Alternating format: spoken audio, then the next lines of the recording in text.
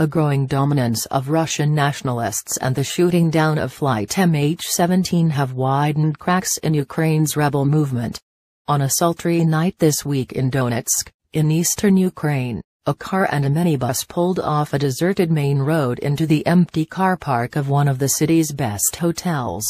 The van's doors slid open and men in fatigues carrying Kalashnikovs took up protective positions around the car as its corpulent gray-haired driver heaved himself out and led his tall blonde companion to the hotel restaurant. As the striking couple dined, their bodyguards waited in the minibus, and were caught by surprise when another group of even more heavily armed men, wearing camouflage and balaclava masks, surrounded their vehicle with guns raised.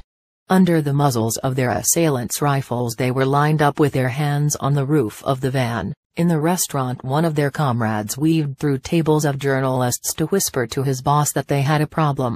Bona fides were eventually established and the gunmen parted peacefully, driving away through the silent streets of a fearful city whose fate is as unclear as the identities and true intentions of the pro-Russian separatists who will decide it.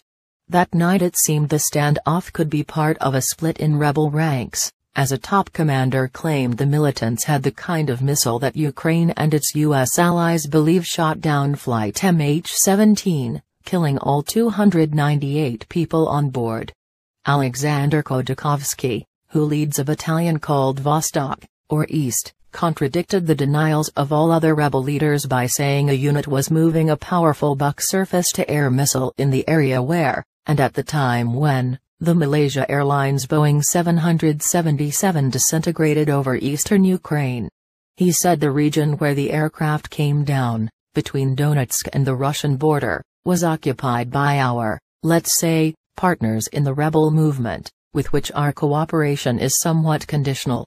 Khodorkovsky insisted to the Reuters news agency that he was loyal to the separatist movement, even though he might think otherwise, say otherwise or have an alternative view to other commanders.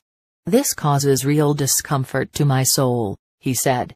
He later denied saying the rebels had a Buk, but Reuters released a recording confirming his quotes. His whereabouts are now unclear, with some local media claiming he is in Ukrainian custody. Khodorkovsky led the Alphan anti-terrorism unit, Ukraine's security services, in Donetsk, until the revolution that ousted Viktor Yanukovych in February. He was in Kiev during protests that left more than 100 demonstrators dead, most by sniper fire, and culminated in Donetsk-born Yanukovych and his allies fleeing to Russia. Suspicious Khodorkovsky denies playing any part in the shooting of protesters but opposed an uprising seen by many in eastern Ukraine as a Western-backed coup that is hostile to them and their deep cultural and economic ties to Russia. People who know Khodorkovsky say he cares deeply about Donetsk and is convinced he is defending his home city and region from hostile forces. But they also say he is suspicious of the Russians who have replaced locals as rebel leaders, even as Moscow rejects accusations of coordinating the insurgents and sending fighters and advanced weapons to help them.